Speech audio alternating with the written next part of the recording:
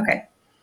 Hi, everybody. I am Jessica Smith. I am the founder and president of the nonprofit ClickSafe Intelligence, where we leverage natural language processing and linguistic analytics to evaluate child predator conversations across the dark web in order to be able to parse out trends and patterns and funnel those into better education for parents, law enforcement, and child safety professionals. I'm also the special investigations lead for the National Child Protection Task Force, and I have been an analyst now for over a decade. And my day job is I work for a major retail company as a cybersecurity analyst where I use OSINT on the daily. I use OSINT in my profession or professions in a variety of different ways, but I think the biggest things are locating people, places, and things, which isn't a surprise to anybody who is in the OSINT field. As far as the people go, we are often using it for subject identification. So taking an unknown identity, such as a handle or a username, and then being able to connect that to an individual, or taking a photograph from some sort of criminal activity and connecting that face in that photograph to an actual name so we can pursue criminal charges. And then as far as the places go, it's often whether it's geolocating a photo or figuring out where somebody resides in the country who is conducting some sort of criminal activity, or locating a missing person. OSINT comes into play for each and every one of those categories to be able to figure out what you need to know, what pieces of the puzzle are missing in order to be able to answer whatever question you have or whatever goal you're trying to meet. This is a fun question. How did I develop the OSINT skills and expertise that I have today? I first started doing this way back in my first grown-up job, and I had no idea that I was actually doing something that had a rhyme or reason to it, something that has policies and procedures and expectations and like a good code of conduct to it. So when I first started, I know that I was doing things very incorrectly. I was doing them in probably ways that were extremely unsafe, such as using my own personal accounts to look into people, which is never recommended in the OSINT community. But I didn't know it was a thing, and I didn't know that there was a better and safer and more appropriate way to do it. So as I progressed along in my career, I slowly started to figure out, oh, there's a way and there's a method to the madness here. So I started seeking out more and more training and education just simply on my own when I wanted to figure out and answer a question that I didn't know how to answer, such as how, these two Facebook users, how can I figure out what friends they have in common? A lot of that I just had to kind of figure out on my own. And then eventually when I started to get into roles where OSINT was an expectation and a part of that job description, I finally started getting some actual formal training to be able to put those additional skills and that knowledge and that rigor around my investigative and my intelligence process in gathering some things. So it was a little bit of a hodgepodge, and there were definitely a lot of bumps along the way, a lot of things that I probably could have done better, but that's how I learned, right? And thankfully, some of those things that maybe I did incorrectly have now instilled a lot of what I would consider, really, really strict codes of conduct that I hold very, dear to the processes that I execute. And it's those same things that I help educate other people on as well.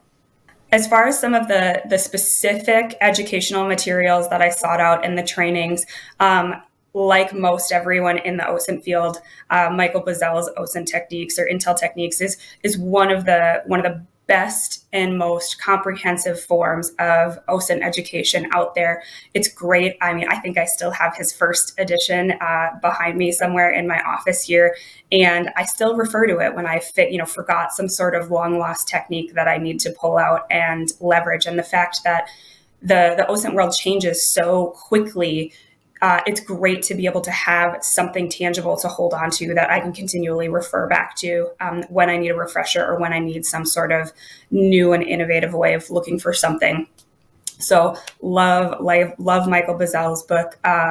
OSINT Combine is one of the absolute best repositories out there on the market in terms of being able to get your hands on tactical and tangible intelligence and education. It's updated on the regular. So love OSINT Combine. Can't speak highly enough about them and the thought that they put into their resources. And then there's so many great people just kind of like out in the OSINT social media community, whether it's Twitter or Mastodon, finding those individuals. Like Cyber Detective is always doing a great job of continually putting out tips, tricks, resources, and I find myself constantly forwarding those tweets to my email to build this nice little repository for myself of stuff that I know that I will use regularly, because it's really hard to keep up with everything. So you have to make sure that you're kind of flagging and cultivating those resources that are most applicable to the questions that you need to answer within your OSINT investigations. One of my most memorable wins within OSINT investigations happened when we had a video, and this video featured a bunch of different people, but one of them was somebody who was very integral to an investigation that we were working. And the problem was this individual's real name was not mentioned anywhere within this video. We also had his social media accounts, but everything used a stage name, if you will, a rap name that he went by. And it was really important for the criminal investigation that we were working to be able to definitively identify this individual. And it was really, really difficult. And the way that I did this was simply taking a fine-tooth comb to every single one of his social media profiles and piecing together teeny tiny clues about his family and what his name could be to eventually be able to string together an identity. So, for example, I was able to find a photo of he had a child, and there was reference to the child's name. There was another photo a little while later. There was a birthday cake for that child, and I realized through looking at these photos that there was the first name of this individual was a family name. So the child had the same name as our subject here. I was able to then go through, find a couple of family members with very unique last names, pull background information on them to get a hold of a family tree. So I could eventually be able to link my subject to that person with a unique last name. And then I went for the birthday, which is kind of the holy grail when you're digging through Facebook pages and social media pages, right? We rely on that for connectivity. We rely on that to confirm identities. And that's exactly what I did here. So again, took a family member, did a reverse search to find out if they had ever wished our subject a happy birthday. And lo and behold, I was able to get a birthday for my subject, went back to that family tree. And out of all of the, 7 different male individuals with the same first, family name, I was able to identify exactly which one it was. We took that to our alphabet soup, 3-letter federal law enforcement partners, and they were able to confirm it using a driver's license photo that they had pulled. It was a little extra fun because I was able to identify this individual before our law enforcement partners were. Not that that is a knock on them. They were doing a lot of other things that I wasn't doing, obviously, but it was something that very, very definitively told me, like, you're on the right path. You're doing this right. Sometimes it takes time, sometimes it takes patience, but the work and the methodology and the thought process behind what you did completely panned out. And we were able to not only identify this individual, but figure out that he was the ringleader of this particular criminal network that we were going after. So he was our top guy that we needed to both identify and arrest in the process. So I get this question a lot of where do I start if I want to get into OSINT? And I think it kind of depends on what you want to do first and foremost, because OSINT is a huge field, right? So do you want to do OSINT within criminal investigations? Do you want to do OSINT for,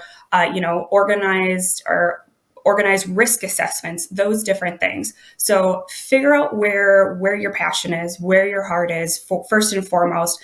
And then you can kind of figure out what types of opportunities out there. And then that will also tailor the type of education that you get. Ultimately, at the end of the day, all of the methodology remains the same in terms of how you execute the OSINT, but this helps you focus in on what specific skills you might need to spend more time on. So, for example, the skills necessary to do geolocation work, those are a little bit niche, and the process is a little bit different, and you need to dive deep into some different tools and skills than you would if you're simply doing missing persons cases and things like that.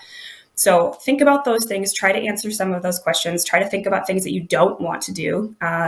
Working missing child cases or child exploitation cases is not for everybody. So making sure that you're thinking about what is not only important to you, but stuff that you maybe can't handle or don't want to be exposed to is going to be very important as you move forward in figuring out where you're going to focus your education and your training resources and time. I would always recommend getting Michael Bazel's book. That is something that is going to give you a beautiful foundation. It's big, it's bulky, there's a lot you're going to drink from a fire hose, but as you read through it, you get this really, really great kind of process in building your OSINT skills and your training. And then that is also going to give you a better idea of, oh, I really like this section on Facebook. I want to go seek out more trainings on Facebook exploitation and how to be able to dig further into that. And then beyond that, it's just looking up different trainings out there. There's so many on the market. You've got OSINT Combine, you've got Toddington, Michael Bazel has his own training things. You've got MOT, you've got one-off individuals who have different training that's free on YouTube. It's very, very important to make sure that whatever training you're seeking out is going to be up to date. Because OSINT does change so fast. So make sure you're thinking about when the last time this particular thing was updated. So you don't pay for something that isn't going to be beneficial to you. And then also talk to other people in the community. Talk to people who train on this, talk to people who do this for a living, ask them more questions about what do you like, what do you dislike, because that's going to further help you refine where you want to focus your energy and your resources as well. And lastly, you just got to be curious. That is the best thing about the world of OSINT, is the ability to just continue to dig and to continue to dive. And it is always changing. It's always evolving.